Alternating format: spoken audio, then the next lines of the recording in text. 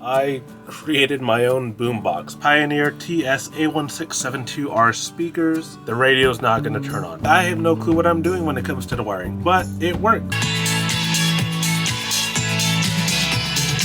This video is for entertainment purposes only. Electrical wiring can be dangerous. If you have no experience working with electrical wiring, seek advice from an expert or professional with an electrical wiring background to ensure your safety. Remember, safety first.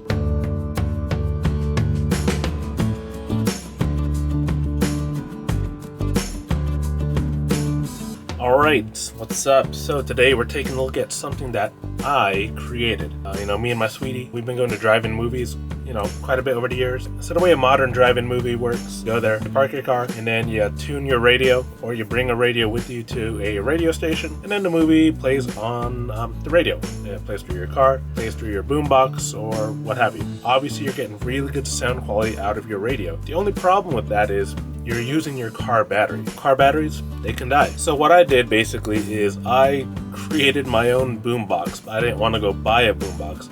And also because I had some parts left over. This is it. So as you can see here, basically it's a boombox, right? It's a box where I got two car speakers. And then here at the top, I got a car stereo.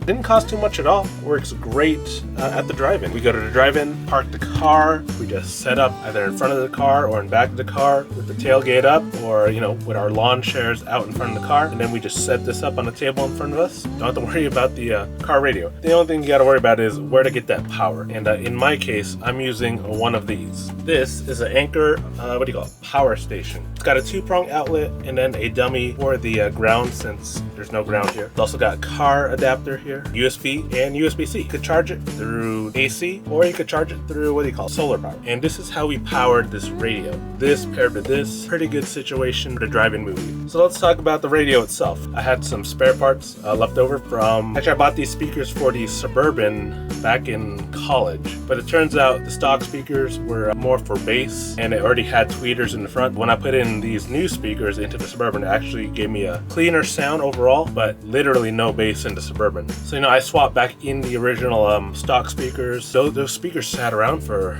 more than a decade. Finally, after we started going to the drive-in, I was like, go ahead and make a boombox.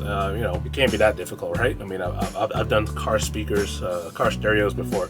And realistically, it wasn't that bad. A couple of YouTube videos later, and this is what we got. I want to show you what's in this box and how I made it. Let's get to it. Alright, so this is basically a wood box here, and then I just, cut out the holes for the speakers, holes for the radio itself, and that's more or less it. Cut out a hole for the power cable, then just mounted everything in, and then that's pretty much it. Let me go ahead and get my trusty impact driver. Skill 12 volt, really good lineup, by the way.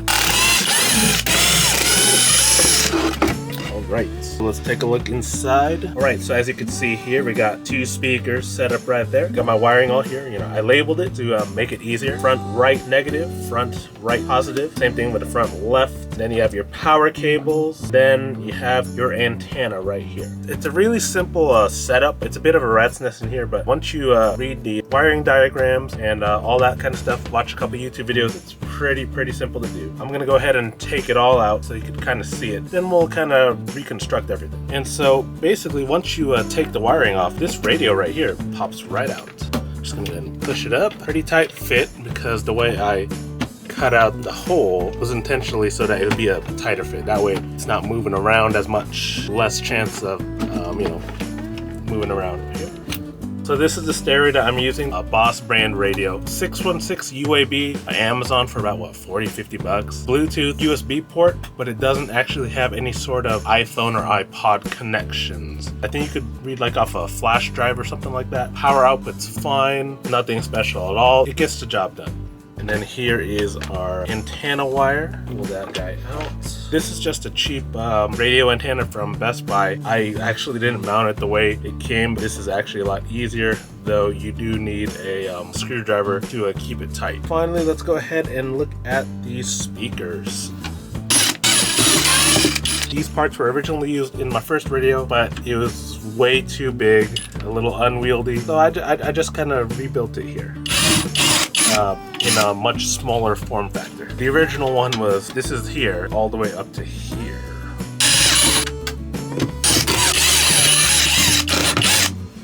then yeah, these speakers should more or less just pop right out. I'm gonna go ahead and disconnect them.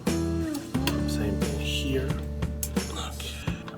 So these are the speakers, and like I said, I bought these speakers back during my college days. Pioneer TS-A1672R speakers. Not an amazing speaker, pretty much just adequate. 220 watt max, which doesn't really mean a whole lot. 35 watt nominal. That's the rating that you're really going to be playing with for the majority of the time anyway. Decent speaker, 3 voices, coaxial. But yeah, you know, you could use any speaker. And then here's the meat of it, the wiring. The wiring's probably the most complicated part. So let's look at power first. You know, so these car radios, they run on a 12 volt system, whereas your house runs on a 120 volt system. All you gotta do is you gotta just buy a 12 volt power adapter, and there's a good chance all of y'all have one in your house. I had several in my house. So this is the power adapter that I'm using right here. 12 volt power adapter. I do want to swap it out for something that has a little bit more wattage, just to be safe. I don't think it's a huge issue, but you know, just for the issue of safety, you never want to be overloading your power supply. I believe this is a max of 50-60 watts. Most of the time this is not going to be drawing that much power, but when you do boost the volume of the speakers, it does get into the 40 to 50 watt range, which is already at 80 to 90% of the capacity of the power supply. And you don't really want to do that because overloading power supply is not a good thing to do. I want to say this is either a hard drive or a laptop. This is where this power supply came from. Probably an HP laptop. And basically you just splice the wires, hook it up,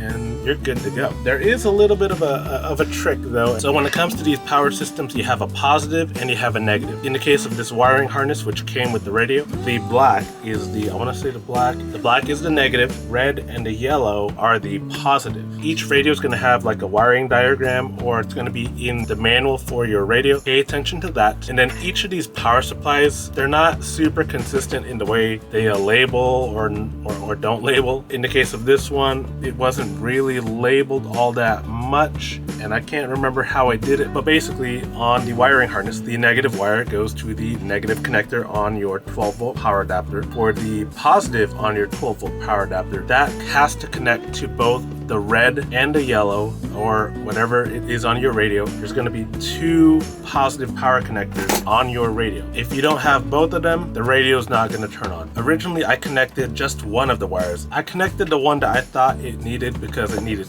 the constant power and not so much the ignition, but it turns out you need to have both of them, otherwise the radio doesn't even turn on. Pay attention to that.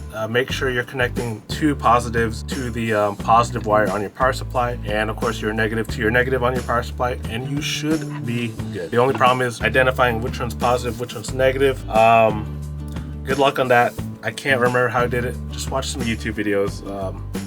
And you should be good. So that's the power. That, like I said, that's probably the most complicated part. Obviously, I wasn't able to explain it super well. Now here we have the wiring harness for these speakers. So the way it works is each speaker has 2 connectors, a positive connector and a negative connector. So front left positive, front left negative. I did blue for positive and red for negative. One thing to pay attention to is your wiring. I'm not an electrician, I'm not an audio wiring specialist at all, and frankly I have no clue what I'm doing when it comes to the wiring, but it works, so I ain't gonna complain. I have kind of a disconnect system going here between the speaker wires and the harness wires. I have these 2 wires here that if need be and I need to disconnect, I could all just pull them apart. But I do have them crimped down pretty tight so that you do have to put a pretty good amount of force just to pull them apart. Now I'm not sure why I have this connector right here when I could have just run a solid line, but you know, it does work. Do the wiring the way you feel is most secure, but basically yeah, you just connect them onto your speaker. So from what I understand, when it comes to these speakers, typically the larger one is going to be your positive and the smaller one is going to be your negative. All you gotta do is slip on the connector and then you're good to go. So right there. If you're doing it the improper way, that like I'm doing it, I have this connector that's much larger than the negative connector here. Probably gonna want to kind of crimp this one down just a little bit to make it tighter. Gonna make it so it's less likely to fall off, you know, like here. It's pretty hard to get it off. I could probably even crimp it down a little bit more. You don't want loose connections just because it could wreak some havoc on your audio, of course. So probably, yeah. pretty comfortable with that. We can go ahead and put this back in. Go ahead and get the other speaker. Basically, it's the same thing. So here's my front left negative. Kind of crimp that down again too. I really only crimp down these negative ones just because the connector is much larger, so it's more likely to slip off because there's less resistance. It probably would not be a bad idea to crimp down both of them just to be consistent. Definitely have a lot more resistance now. That's not going anywhere. Okay, that shouldn't be going anywhere. Just to be consistent, I'm gonna go ahead and do it over here on the positive here. Oh, see, that came out really quick actually. That's definitely getting crimped down. It's a good idea to do this. You don't want stuff to get disconnected. All right, reinstall your speakers.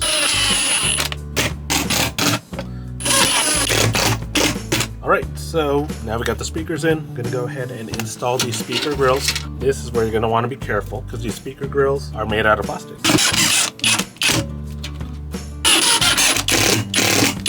We're good to go here. Flip it over, and then let's go ahead and put back the radio. The way I cut this out was I used a oscillating multi-tool, kind of traced the template based on the dimensions of this radio, or what you can do is you can take off the plastic, the front plastic thingy. You take this off and you can use it to kind of trace it. I recommend going a little bit smaller, or try erring on the side of smaller versus larger, just so that the radio is a snug fit. I think I may have just messed up something. This is not fitting back on now. Maybe don't use that part.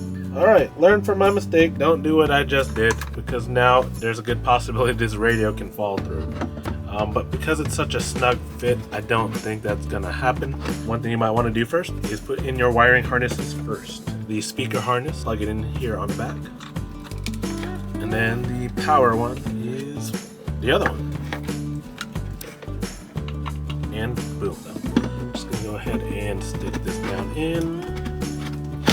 Luckily, there are two metal tabs on the edges that kind of hold it up. This thing doesn't stay on anymore. What I can do is I can get some double-sided tape and kind of put it there. It won't be perfect, but it will hold it. But yeah, that's pretty much it. And then, in this case, I put one of these handles from the Home Depot bathroom section. And then, all you gotta do is just put your wiring in. You can make it as neat or as not neat as you want. And then that's pretty much it. So let's go ahead and test it out first. We have a clock. All right, we got some good old YouTube library music, so we should be good in terms of a whole copyright strike.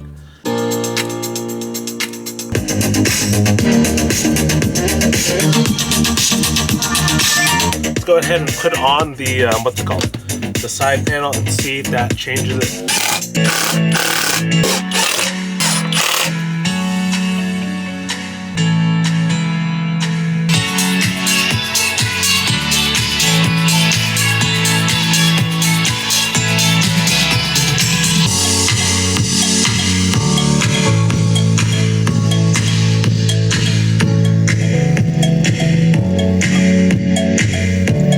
The sound quality is decent, not as good as Polk Audio radio, but overall pretty good. I'm not great when it comes to hand tools, and this one's definitely not made as well in terms of the woodworking. It's adequate, gets the job done, not super expensive, and the results can be pretty good.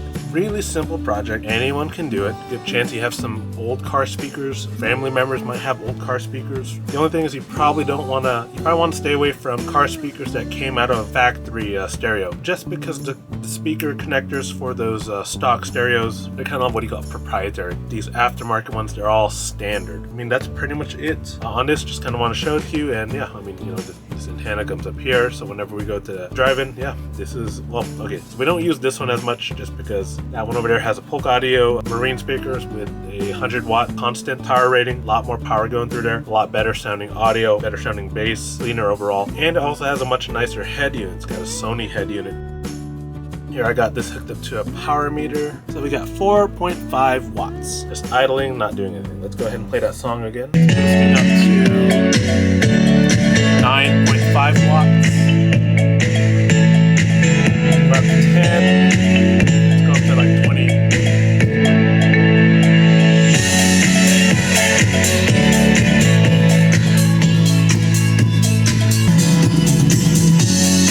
Now we're getting up to 24.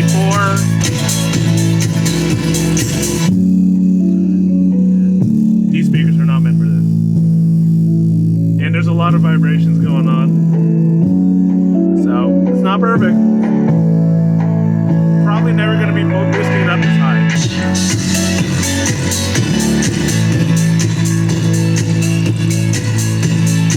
This is more realistically what this thing's going to be pulling.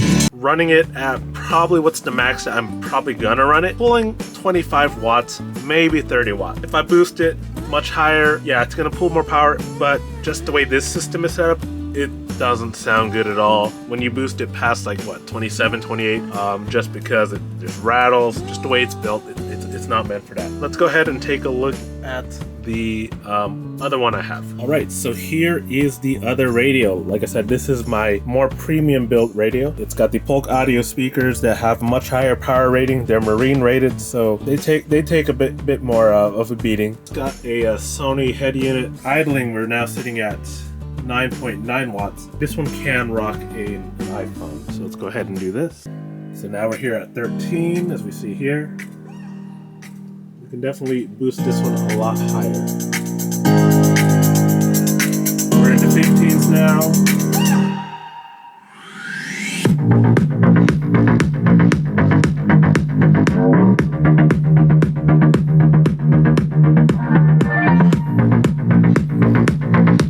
And it definitely still has some rattles. I'm sure there's a way I can fix that, but I don't really feel the need to right now.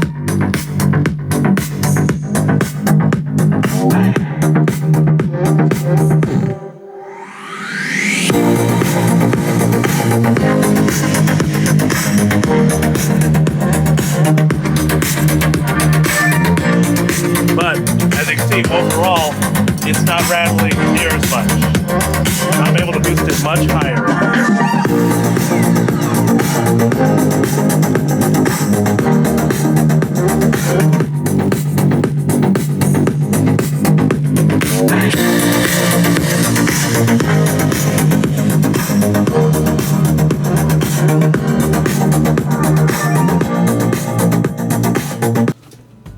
So yeah, that was probably what was supposed to be a quick video, but probably a long video.